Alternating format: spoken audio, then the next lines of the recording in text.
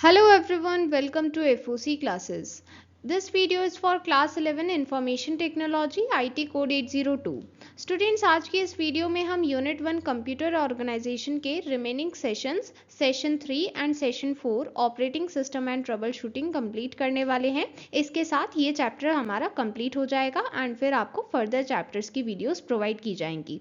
And schedule आपको कहाँ पर मिलता है? पोस्ट ऐप पर, वहाँ पर आप रेगुलरली चेक कर सकते हैं। Okay, so now let us start today's chapter. And yes, अगर आपने सेशन 1 एंड 2 नहीं देखा है तो उसके लिए लिंक डिस्क्रिप्शन में गिवन है, पहले आप वो देखें और फिर इस वीडियो को कंप्लीट करें। Okay, so we have already completed session 1 and session 2. Now we are starting with session 3 operating system. Suppose करते हैं कि आपको कंप्यूटर या लैपटॉप पर कोई भी काम करना है बट आपने अभी तक उसे ऑन नहीं किया। मीन्स अगर मॉनिटर है या फिर आप लैपटॉप यूज़ कर रहे हैं, जो भी है, आपने अभी तक उसको ऑन नहीं किया है, उसको पावर सप्लाई नहीं मिला है, तो उस केस में क्या होगा? उस केस में आप उससे इंट्रैक्शन नहीं कर सकते, आप उस पर अपना काम नहीं कर सकते। उस टाइम जब तक आपने उसे ऑन नहीं किया, उसे पावर सप्लाई नहीं दिया, तो उस केस में वो सिर्फ एक हार्डवेयर है और आप उसे सिर्फ देख सकते हैं, वो आपके सामने रखा हुआ है, बट इस टाइम पर आप उस पर कुछ भी नहीं कर सकते। क्यों? क्योंकि अभी तक आपने उसे ऑन ही नहीं किया। ऑन करने पर क्या होगा? ऑन करने पर ऐसा इंटरफेस हमें मिलेगा जिसे हम कहते हैं ऑपरेटिंग सिस्टम, जिसकी हेल्प से हम, मतलब कि यूजर्स, कंप्यूटर हार्डवेयर से इंटरेक्ट कर सकते हैं। तो जब तक हम उसे ऑन नहीं करते हैं तो ये इंटरफेस नहीं आता है, क्योंकि हमने उसे ऑन ही नहीं किया। बट जब हम ऑन करते हैं तो ये ऑपरेटिंग सिस्टम एक इंटरफेस की तरह एक्ट करता है और हमें हेल्प करता है कंप्यूटर हार्डवेयर से इंटरेक्ट करने में और हमारा काम करने में। तो जो भी हम काम कर रहे हैं वो हम उस हार्डवेयर पर कैसे कर रहे हैं? Through this operating system. ये वही इंटरफेस है जिसकी हेल्प से हम उससे इंटरेक्ट कर रहे हैं। तो कुछ पॉपुलर एग्जांपल्स हैं ऑपरेटिंग सिस्टम्स के: Windows, Linux, Unix and many more. So यहाँ पर आपको कुछ एग्जाम्पल्स लर्न होने चाहिए, आपको डेफिनेशन पता होनी चाहिए, और साथ ही एक important fact, father of operating system. ये भी क्वेश्चन आपसे एग्जाम में 1 मार्क के लिए पूछा जा सकता है। गैरी एर्लन किल्डॉल, ये इन्हें कहते हैं फादर ऑफ ऑपरेटिंग सिस्टम। सो इस तरह के क्वेश्चंस आपसे इस टॉपिक से पूछे जा सकते हैं। ओके, सो यहाँ पर एक फिगर भी बनी हुई है, इसे भी समझ लेते हैं। तो देखिए, यहाँ पर हमें समझाया गया है कि कंप्यूटर हार्डवेयर से इंटरेक्ट करने के लिए हमें ऑपरेटिंग सिस्टम की रिक्वायरमेंट होगी, और जब हम एज अ यूज़र किसी भी कंप्यूटर को यूज़ करते हैं तो वहाँ पर जो भी हम यूज़ कर रहे हैं, सपोज करते हैं आप वहाँ पर कुछ टाइप कर रहे हैं, ठीक है, आपने टाइप कहाँ पर किया? कीबोर्ड पर टाइप किया, बट आपको वो कहाँ पर दिख गया? स्क्रीन पर दिख गया। तो वो कैसे दिखा? क्योंकि वहाँ पर सभी चीज़ों के बीच एक कोऑर्डिनेशन है, और जो भी आप वहाँ पर टाइप कर रहे हैं वो तभी वहाँ पर जाएगा जब वो एक इंटरफेस वहाँ पर सही से काम करेगा। बट सपोज करते हैं कि कंप्यूटर ऑफ है या फिर लैपटॉप ऑफ है, तब आप कुछ भी टाइप करते रहें कीबोर्ड पर, क्या वो आपकी स्क्रीन पर डिस्प्ले होगा? नहीं होगा, क्योंकि वहाँ पर ऑपरेटिंग सिस्टम फंक्शन ही नहीं कर रहा है अभी। ओके, सो इसलिए हमेशा ऑपरेटिंग सिस्टम की रिक्वायरमेंट होती है ताकि हम कंप्यूटर हार्डवेयर से इंटरेक्ट कर पाएं। Okay, now the next topic is functions of operating system. First is communication management. हम जानते हैं एक कंप्यूटर से अलग अलग पेरिफेरल डिवाइसेस कनेक्टेड होती हैं।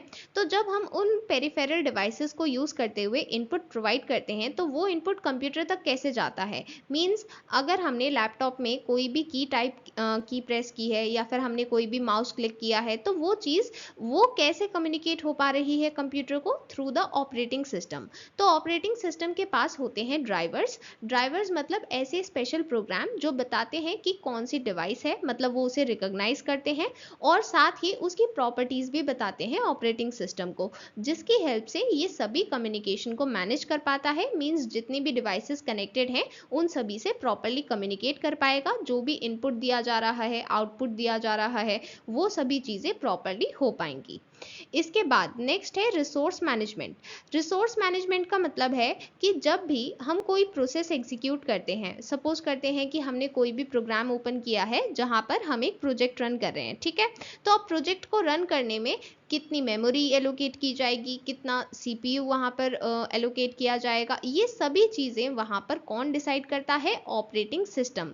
तो कौन सी रिसोर्स कहाँ पर कितनी एलोकेट करनी है, कितनी देर के लिए करनी है, ये सभी चीज़ें कौन मैनेज करता है? Operating system. इसके बाद नेक्स्ट है प्रोसेस मैनेजमेंट।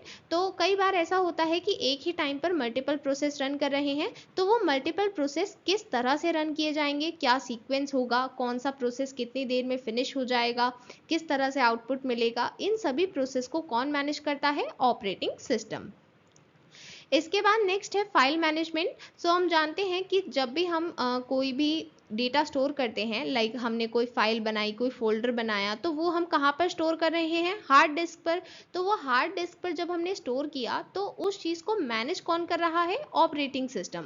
मैनेज कैसे कर रहा है? लाइक आपने फाइल का कोई न्यू नेम रखा है, या फिर आपने उसको रीनेम किया है, आपने उसमें कुछ डेटा स्टोर किया है, तो ये सभी चीज़ें एक्चुअल में कौन मैनेज कर रहा है? Operating system. और ये किसकी हेल्प से करता है? With the help of file system, जिसे हम आगे डिटेल में डिस्कस करेंगे। ठीक है। इसके बाद आता है नेक्स्ट मेमोरी मैनेजमेंट। इसका मतलब है कि हमें कहाँ पर कितनी मेमोरी एलोकेट करनी है। फॉर एग्जांपल, अगर एक ही टाइम पर मल्टीपल प्रोसेस रन हो रहे हैं, और आप जानते हैं कि जब भी किसी प्रोग्राम को ओपन किया जाता है, तो वो पहले कहाँ पर लोड होता है? रैम में, मींस रैंडम एक्सेस मेमोरी। तो अगर रैम में लोड किया जाएगा, इसका मतलब वहाँ पर मेमोरी एलोकेट की जाएगी कि इतनी मेमोरी यहाँ पर एलोकेटेड है, और फिर जब हम उस प्रोग्राम को क्लोज कर देंगे, तो फिर वहाँ से वो मेमोरी को वापस ले लिया जाएगा। तो इस तरह से मेमोरी कहाँ पर एलोकेट करनी है, कितनी देर के लिए करनी है, ये सभी चीजें कौन मैनेज करता है? Operating system. Understood? Next topic, types of file system. यहाँ पर हम दो फाइल सिस्टम्स के बारे में बात करने वाले हैं, FAT एंड NTFS। पहले FAT ज़्यादा यूज़ किया जाता था, बट अब हम NTFS को प्रेफर करते हैं। तो सबसे पहले हम FAT को डिटेल में समझते हैं। तो FAT की फुल फॉर्म है फाइल एलोकेशन टेबल।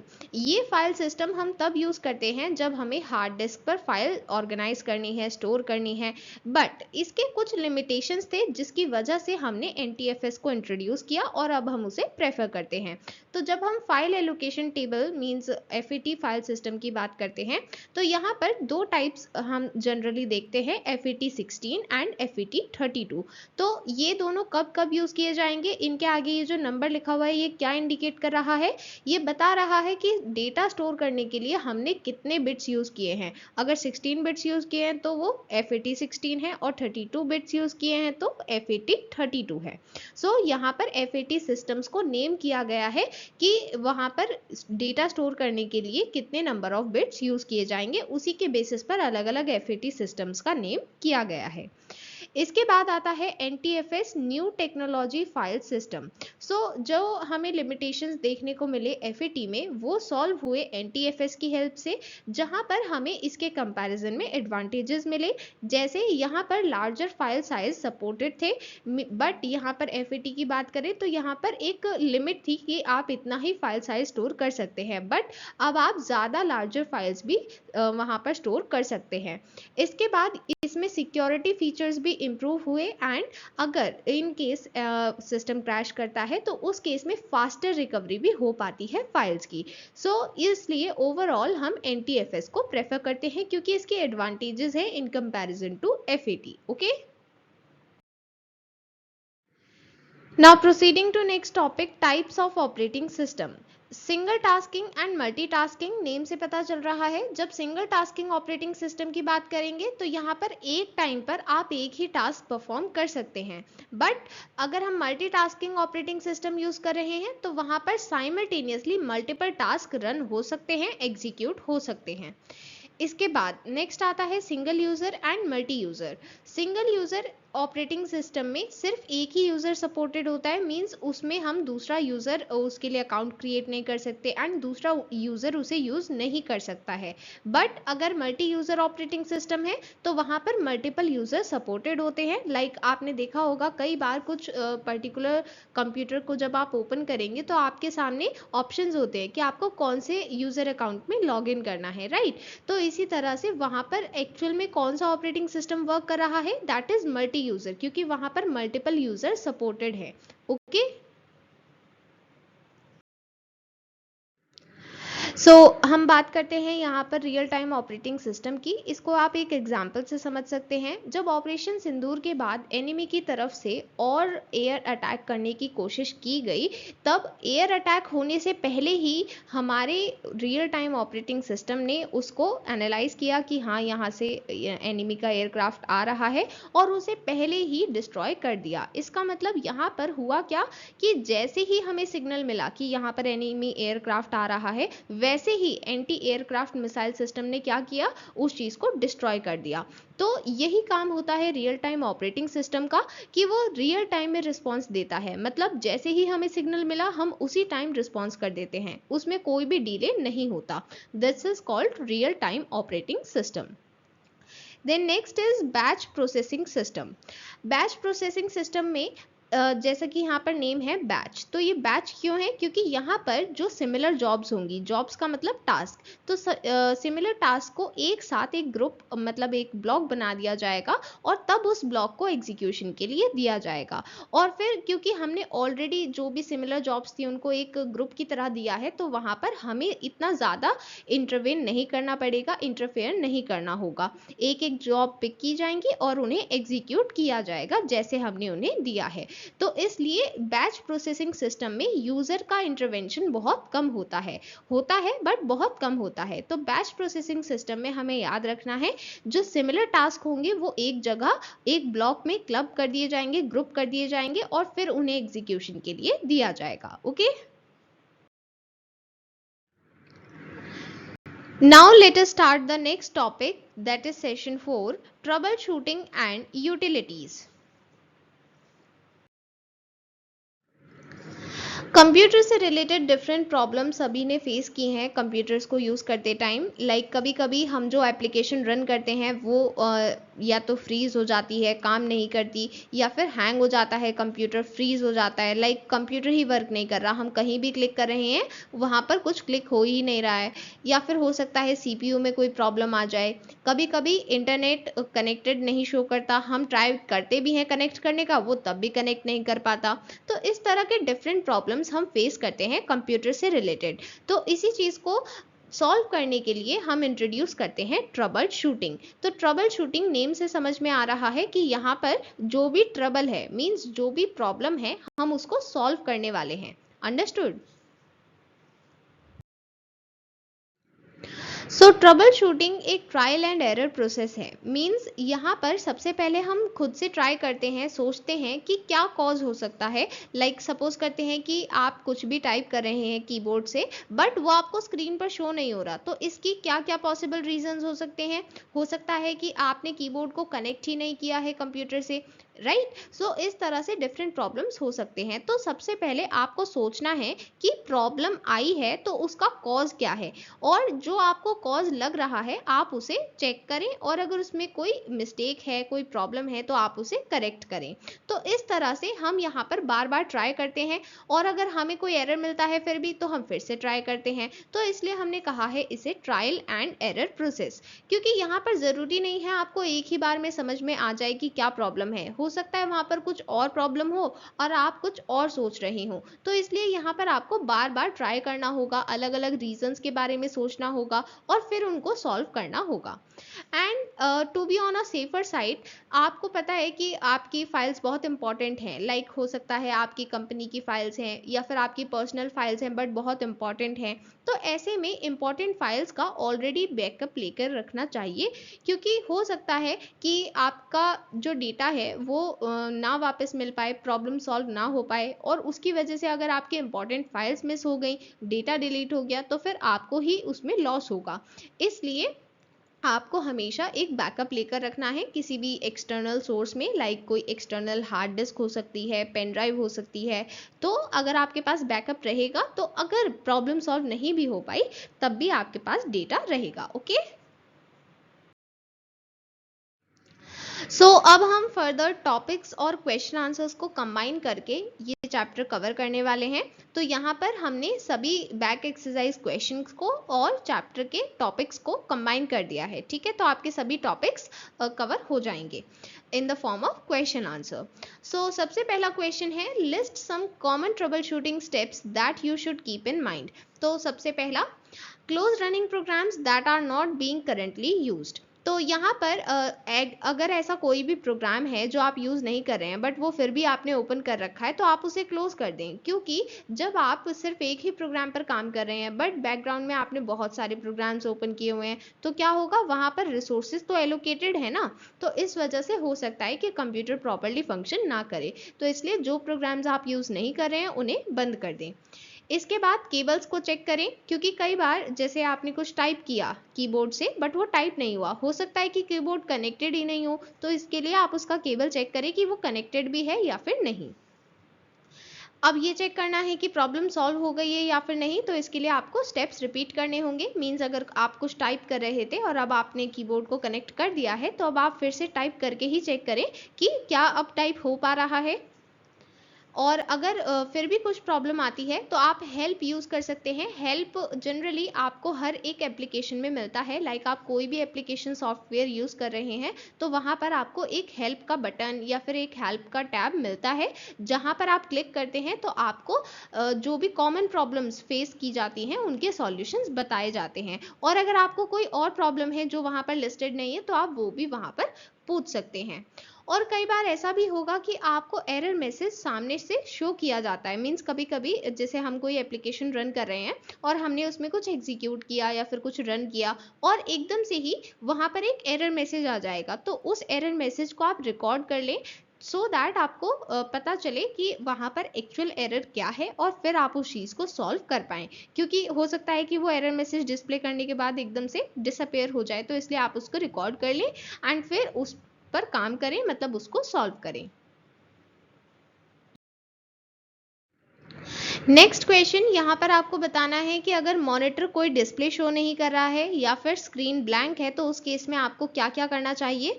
तो देखिए, हो सकता है कि सिस्टम स्लीप मोड में चला गया है, मींस आप उस पर बहुत देर से वर्क नहीं कर रहे थे इसलिए वो स्लीप मोड में चला गया है। एंड हो सकता है कि प्रॉपर कनेक्शंस ना हो, लाइक हो सकता है कि जो पावर सप्लाई है वहाँ पर आपने स्विच ऑफ रखा हो या फिर आपने केबल को कनेक्ट ही नहीं किया हो, तो ये सभी कनेक्शंस चेक करें। एंड ये भी हो सकता है अगर आप लैपटॉप यूज़ कर रहे हैं तो उसकी बैटरी लो हो सकती है, मीन्स वो डाउन हो सकता है, उस केस में आप उसको चार्जिंग पर लगाएं और तब चेक करें। देन नेक्स्ट क्वेश्चन, अगर कीबोर्ड या माउस प्रॉपरली वर्क नहीं कर रहा है या फिर रिस्पॉन्ड नहीं कर रहा है तो क्या करना चाहिए। तो सबसे पहले तो आपको कनेक्शन चेक करना है, क्योंकि कभी कभी ऐसा होता है कि हम माउस में कुछ क्लिक तो कर रहे हैं बट क्योंकि हमने कनेक्ट ही नहीं किया तो वो चीज़ तो वर्क ही नहीं करेगी ना, तो इसलिए सबसे पहले कनेक्शन चेक करें। इसके बाद डैमेज हो सकता है, मतलब हो सकता है कि ये जो वायर्ड माउस होते हैं या फिर वायर्ड कीबोर्ड होते हैं या फिर कोई भी वायर्ड डिवाइस है, तो उसमें हो सकता है कि वायर में ही कोई डैमेज हो, तो अगर वायर डैमेज होगा तो उस केस में प्रॉपर कनेक्शन नहीं हो पाएगा। एंड अगर वायरलेस है तो उस केस में बैटरीज को चेंज कर दें, क्योंकि अगर बैटरीज डाउन हो जाती हैं तो भी वो रिस्पॉन्ड नहीं करता। देन अगर प्रिंटर प्रॉपरली रिस्पॉन्ड नहीं कर रहा है तो क्या क्या ट्रबल शूटिंग स्टेप्स लेने चाहिए। तो देखिए, हम ट्रबल शूटिंग में बात करते हैं कि क्या कॉज है प्रॉब्लम का, हमें उसे आइडेंटिफाई करना है और उसे सॉल्व करना है। तो यहाँ पर सबसे पहला कॉज हो सकता है कि आपने उसे प्रॉपरली कनेक्ट नहीं किया, मीन्स हो सकता है कि आपने उसका केबल कनेक्ट ही नहीं किया है कंप्यूटर से, या फिर आपने कनेक्ट तो किया है बट प्रिंटर को ही स्विच ऑन नहीं किया है, दोनों केस में प्रॉब्लम हो सकती है। इसके बाद ये भी हो सकता है कि आपने वहाँ पर पेपर नहीं लगाए हैं, मीन्स आपने कमांड तो दे दी है बट आप उसमें पेपर लगाना भूल गए हैं, तो उस केस में भी आपको रिस्पॉन्स नहीं देगा कंप्यूटर। देन ये भी हो सकता है कि पेपर जैम हो, मीन्स प्रिंटर के अंदर पेपर फंस गया है, उस वजह से आगे प्रिंटिंग नहीं हो पा रही है, प्रिंटर रिस्पॉन्ड नहीं कर रहा है। देन ये भी हो सकता है कि वहाँ पर इंक कार्टेज एम्प्टी हो गई है, मतलब इंक खत्म हो गई है, जिसकी वजह से अब आगे प्रिंटिंग नहीं हो पाएगी, सो उसके लिए आपको रिफिल करना होगा। Then incorrect printer driver, means हो सकता है कि ड्राइवर पर गलत प्रिंटर सेट है, इस वजह से प्रिंटिंग नहीं हो पा रही है। The printer and computer are communicating properly. आपको ये भी इंश्योर करना है कि दोनों प्रॉपरली कम्युनिकेट कर रहे हैं। मीन्स हो सकता है कि इनमें से कोई भी रीज़न ना हो, सभी चीज़ें प्रॉपर हों, बट उस केस में हो सकता है, सपोज करते हैं कि एक वायरलेस प्रिंटर है, ठीक है, तो वायरलेस प्रिंटर है, उस केस में आपको उसके वाईफाई से कनेक्ट करना होगा या इथरनेट से कनेक्ट करना होगा। तो उस केस में हो सकता है कि आपने वो कनेक्शन प्रॉपरली नहीं किया, इसका मतलब प्रिंटर और कंप्यूटर प्रॉपरली कम्युनिकेट नहीं कर रहे हैं। तो इस तरह से आपको इंश्योर करना है कि दोनों के बीच कम्युनिकेशन एंड कनेक्शन प्रॉपर है। ओके। देन अगर वायरलेस कनेक्शन है तो आईपी एड्रेस कैसे चेक करें प्रिंटर का? तो इस केस में आपको वायरलेस बटन प्रेस करना होगा जो प्रिंटर पर गिवन होता है, या फिर अगर प्रिंटर डिस्प्ले है, मतलब आपको वहाँ पर डिस्प्ले शो हो रही है, तो उस केस में आप वायरलेस आइकन को टच कर सकते हैं, तो उससे आपको डिस्प्ले पर प्रिंटर का आईपी एड्रेस शो हो जाएगा। बट अगर डिस्प्ले नहीं है, मीन्स कुछ प्रिंटर ऐसे भी होते हैं वहाँ पर डिस्प्ले नहीं होता है, तो उस केस में आप wireless network test report print कर सकते हैं। उस टेस्ट रिपोर्ट में ऑलरेडी आपको आईपी एड्रेस लिखा हुआ मिलेगा। ओके। नेक्स्ट क्वेश्चन यहाँ पर बताना है डिफ़ॉल्ट प्रिंटर चेंज करने के लिए क्या क्या स्टेप्स लेने होंगे। तो सबसे पहले स्टार्ट बटन पर क्लिक करेंगे, इसके बाद control panel, then all control panel items and then devices and printers.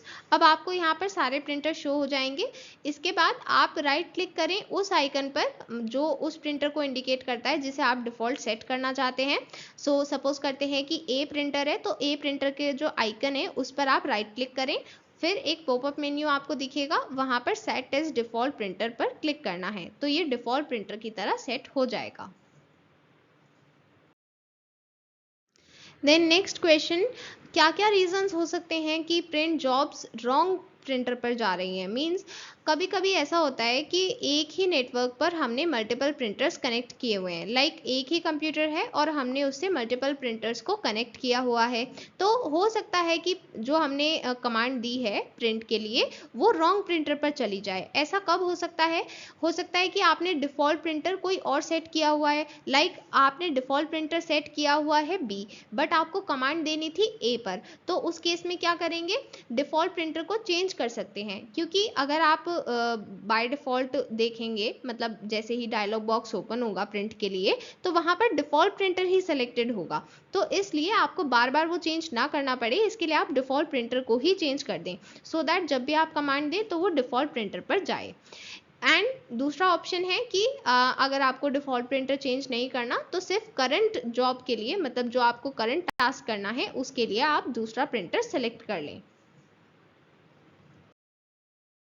Then next, अगर स्पीकर्स काम नहीं कर रहे हैं तो हमें क्या क्या चेक करना होगा? सबसे पहले हमें वॉल्यूम चेक करनी होगी। कई बार ऑलरेडी वॉल्यूम ज़ीरो होती है और फिर हम कोई भी म्यूज़िक प्ले करें या कुछ भी प्ले करें तो वो प्ले होगा ही नहीं, मतलब होगा बट हमें वॉल्यूम सुनाई नहीं दे रही है, तो इसलिए आप उसकी वॉल्यूम चेक करें। देन ऑडियो प्लेयर कंट्रोल्स को चेक करें, मीन्स जो कंप्यूटर में जाकर आप चेक करते हैं वहाँ पर चेक करना है, क्योंकि हो सकता है आपने उसकी सेटिंग को पहले चेंज किया हो या किसी और ने चेंज कर दिया हो। एंड केबल्स को चेक करें, क्योंकि हो सकता है स्पीकर भी सही हैं, ऑडियो प्लेयर कंट्रोल्स भी सही हैं, बट आपने उसे कनेक्ट ही नहीं किया है।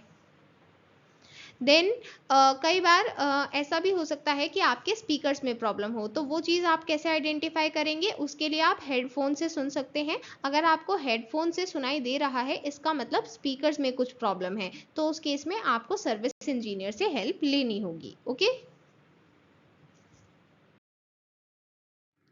देन नेक्स्ट क्वेश्चन, अगर एप्लीकेशन फ्रीज हो जाती है तो क्या ट्रबल शूटिंग स्टेप्स लेने चाहिए? एप्लीकेशन फ्रीज होने का मतलब है कि आप उस एप्लीकेशन में जहां पर भी क्लिक कर रहे हैं कोई क्लिक वर्क कर ही नहीं रहा है, आप कहीं भी क्लिक कर लें वो वर्क ही नहीं कर रहा है, तो उस केस में सबसे पहले आप अपडेट्स चेक करें, क्योंकि कई बार आप अपडेट्स चेक नहीं करते, बहुत दिनों तक एप्लीकेशन को अपडेट नहीं करते, जिस वजह से वो प्रॉपरली काम नहीं कर पाती है। देन आपको ट्राई करना है, अगर अपडेट से ठीक हो पाता है, बट अगर नहीं हो पाता है तो फिर आपको फोर्सफुली एंड करना होगा एप्लीकेशन को। तो यहाँ पर फोर्सफुली एंड इसलिए करना होगा क्योंकि जब आप उसके एग्जिट बटन पर क्लिक करेंगे वो भी वर्क नहीं करेगा, तो उस केस में फोर्सफुली कैसे एंड कर सकते हैं? टास्क मैनेजर में जाकर वहाँ पर एंड टास्क पर क्लिक करके आप उस एप्लीकेशन को फोर्सफुली एंड कर सकते हैं।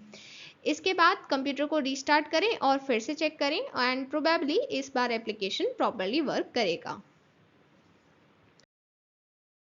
देन नेक्स्ट क्वेश्चन, अगर एक एप्लीकेशन स्लो रन कर रही है, मींस वहां पर चीजें काम तो कर रही हैं, हमने कहीं पर क्लिक किया, कुछ टाइप किया, बट वो बहुत स्लो हो रहा है, लाइक हमने अभी टाइप किया, वो 2 सेकंड बाद दिख रहा है। तो ऐसी चीजें अगर हो रही हैं तो इसके क्या क्या पॉसिबल रीजंस हैं?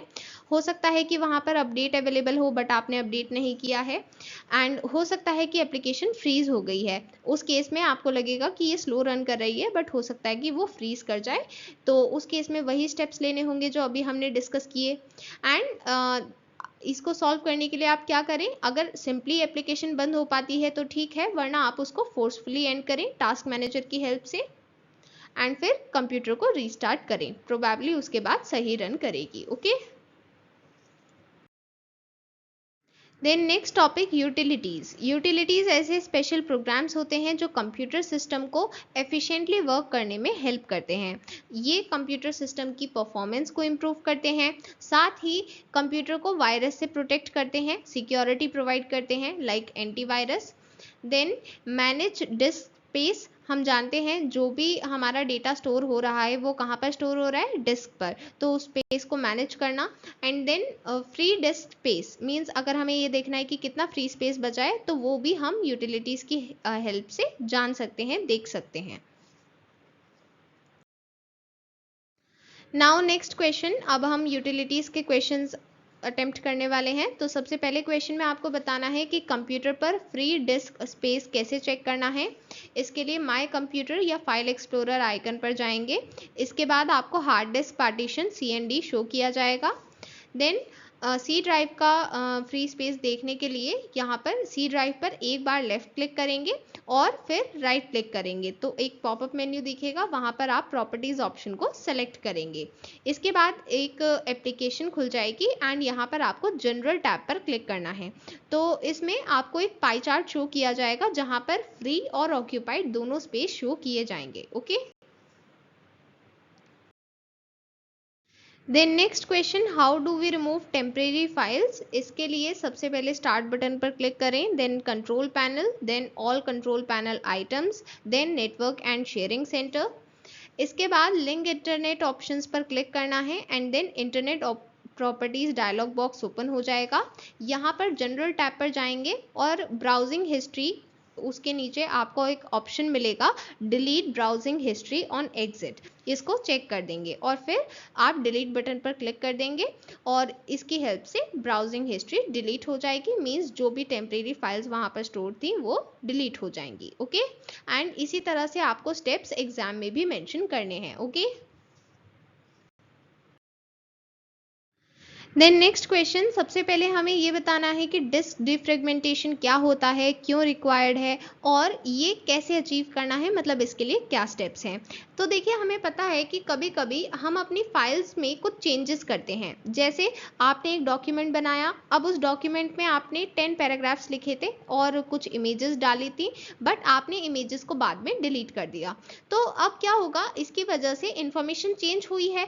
तो जो ये इंफॉर्मेशन चेंज होती है तो कई बार इसकी वजह से गैप्स क्रिएट हो जाते हैं या फिर स्पेस हो जाते हैं हार्ड डिस्क पर। तो वो जो स्पेस है वो ना ही किसी फाइल को स्टोर कर रहा है, ना ही वहां पर कोई इंफॉर्मेशन स्टोर्ड है और ना ही उसे हम यूज कर रहे हैं किसी फाइल को स्टोर करने के लिए। इसका मतलब वो स्पेस अभी किसी काम का नहीं है, जिसकी वजह से हमारे जो फाइल हैं वो ज़्यादा स्पेस लेंगी कंप्यूटर पर, मतलब जहाँ पर डेटा स्टोर नहीं है उतना स्पेस भी उन्होंने ऑक्यूपाई करा हुआ है और इसकी वजह से क्या होगा, कंप्यूटर स्लो हो जाएगा, हैंग होने लगेगा। तो ये प्रॉब्लम ना हो इसके लिए हम डिस्क डिफ्रेगमेंटेशन करते हैं। तो ये प्रोग्राम रन करने से क्या होता है, ये जो गैप्स क्रिएट होते हैं ये रिक्लेम कर पाते हैं, मतलब अब हम इन गैप्स को यूज कर पाएंगे दूसरी इंफॉर्मेशन स्टोर करने के लिए। ठीक है। सबसे पहले डिस्क डिफ्रेगमेंटेशन करने के लिए माय कंप्यूटर पर जाएंगे। इसके बाद सी ड्राइव को हाईलाइट करेंगे एंड राइट क्लिक करेंगे। पॉपअप मेन्यू से प्रॉपर्टीज ऑप्शन को सेलेक्ट करेंगे। यहाँ पर आपको एक डायलॉग बॉक्स शो होगा जिसमें आपको सी ड्राइव की लोकल प्रॉपर्टीज शो हो रही हैं। इसके बाद अब यहाँ पर टूल्स टैब पर क्लिक करेंगे और यहाँ पर आपको एक बटन मिलेगा डिफ्रेगमेंट नाउ, इस बटन पर क्लिक करेंगे तो इसकी हेल्प से डिस्क डिफ्रेगमेंटेशन हो जाएगा एंड जो भी स्पेस है वो आप रिक्लेम कर पाएंगे। ओके। नेक्स्ट क्वेश्चन, यहाँ पर हमें बताना है unused shortcuts and program services को कैसे रिमूव करें। सो अनयूज्ड शॉर्टकट्स को रिमूव करने के लिए स्टार्ट बटन पर क्लिक करें, ऑल प्रोग्राम्स, देन स्टार्टअप।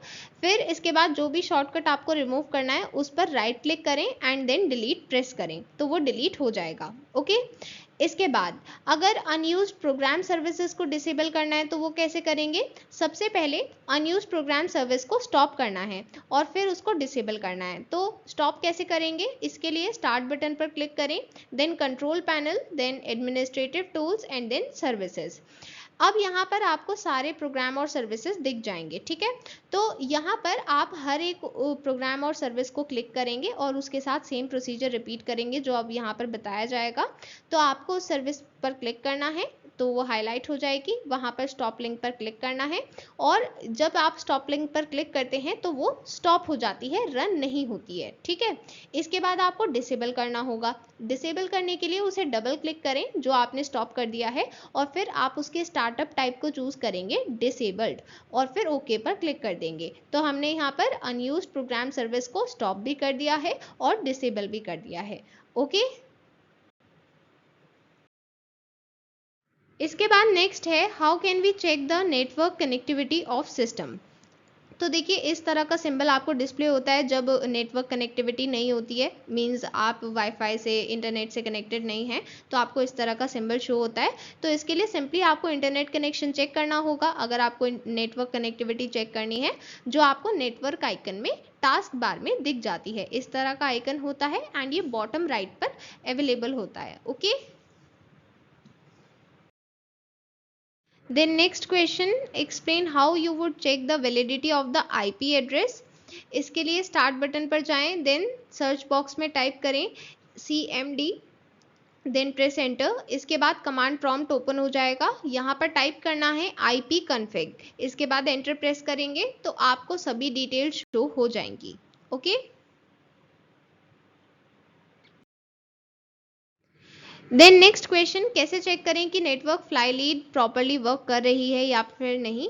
सबसे पहले फ्लाई लीड होती क्या है। फ्लाई लीड एक केबल है जो हमारे कंप्यूटर के नेटवर्क कार्ड को कनेक्ट करता है नेटवर्क पॉइंट के साथ। नेटवर्क पॉइंट जनरली वॉल पर होता है। तो सबसे पहले तो हमें ये इंश्योर करना होगा कि fly lead properly plugged in है, मीन्स हमने प्रॉपरली उसका प्लग ठीक से लगाया है, तभी वो प्रॉपरली वर्क करेगी।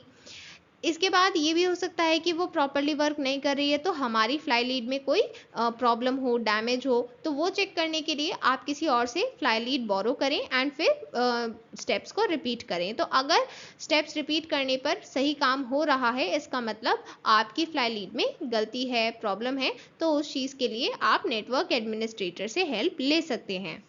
एंड कई बार ये भी हो सकता है कि जो नेटवर्क पॉइंट है वो ही एक्टिवेटेड नहीं है, मतलब फ्लाई लीड बिल्कुल सही है, आपका कंप्यूटर भी सही काम कर रहा है, बट नेटवर्क पॉइंट एक्टिवेटेड नहीं है जो वॉल पर है। तो उसके लिए आपको नेटवर्क एडमिनिस्ट्रेटर से हेल्प लेनी होगी, क्योंकि नेटवर्क पॉइंट तब तक काम नहीं करेगा जब तक उसे एक्टिवेट नहीं किया जाएगा। तो नेटवर्क एडमिनिस्ट्रेटर उस चीज़ में हेल्प करेंगे। Okay, now last question, describe the procedure to check whether the network card is working properly। अब हमें चेक करना है कि नेटवर्क कार्ड प्रॉपरली वर्क कर रहा है, उसके लिए क्या प्रोसीजर होगा। तो सबसे पहले स्टार्ट पर क्लिक करेंगे, इसके बाद सर्च बॉक्स में टाइप करेंगे ये कमांड और इसके बाद एंटर प्रेस करेंगे। इससे पिंच कमांड रन होती है कमांड प्रॉम्प्ट विंडो में, और अगर इसके थ्रू आपको रिप्लाई मिल रहा है इसका मतलब नेटवर्क कार्ड वर्क कर रहा है, प्रॉपरली वर्क हो रहा है। बट अगर वहां पर आपको रिप्लाई नहीं मिला, इसका मतलब कोई प्रॉब्लम है, तो उसके लिए आपको सर्विस इंजीनियर या नेटवर्क एडमिनिस्ट्रेटर से हेल्प लेनी होगी। Okay, so with this we have completed chapter 1 computer organisation, and इसी की तरह हम बाकी चैप्टर्स भी कंप्लीट करेंगे एंड वो सभी वन शॉट वीडियोस में कंप्लीट करेंगे, सो दैट आपका टाइम भी सेव हो एंड आप मैक्सिमम चैप्टर्स को कंप्लीट कर पाएँ। सो शेड्यूल आपको पोस्ट ऐप पर मिल जाएगा, एंड अगर आपको कोई भी डाउट, कोई भी क्वेरी है तो आप कमेंट सेक्शन में पूछ सकते हैं। We'll meet you soon in the next video. Till then, bye bye.